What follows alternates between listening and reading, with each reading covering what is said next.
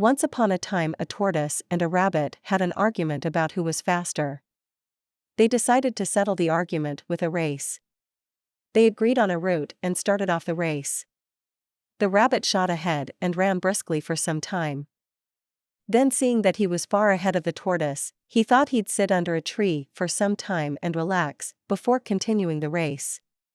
He sat under the tree and soon fell asleep. The tortoise, plodding on, overtook him and soon finished the race, emerging as the undisputed champ. The rabbit woke up and realized that he'd lost the race. The moral of the story is that slow and steady wins the race. This is the version of the story that we've all grown up with. But then recently, the story still continues. The rabbit was disappointed at losing the race, and he did some soul-searching. He realized that he'd lost the race only because he had been overconfident, careless, and lax. If he had not taken things for granted, there's no way the tortoise could have beaten him. So he challenged the tortoise to another race. The tortoise agreed. This time, the rabbit went all out and ran without stopping from start to finish. He won by several miles. The moral of the story? Fast and consistent always beats the slow and steady. It's good to be slow and steady, but it's better to be fast and reliable. But the story doesn't end here. The tortoise did some thinking this time, and realized that there's no way he can beat the rabbit in a race the way it was currently formatted.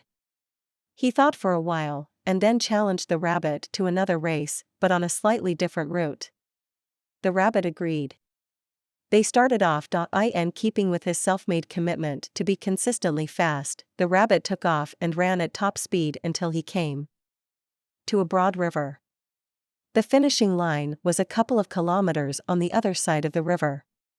The rabbit sat there wondering what to do.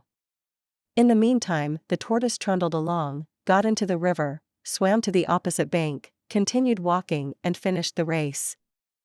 The moral of the story is that first identify your core competency and then change the playing field to suit your core competency. Leverage on your strengths and minimize exposure to your weaknesses. The rabbit and the tortoise, by this time, had become pretty good friends, and they did some thinking together. Both realized that the last race could have been run much better. So they decided to do the last race again, but to run as a team this time. They started off, and this time the rabbit carried the tortoise till the riverbank. There, the tortoise took over and swam across with the rabbit on his back.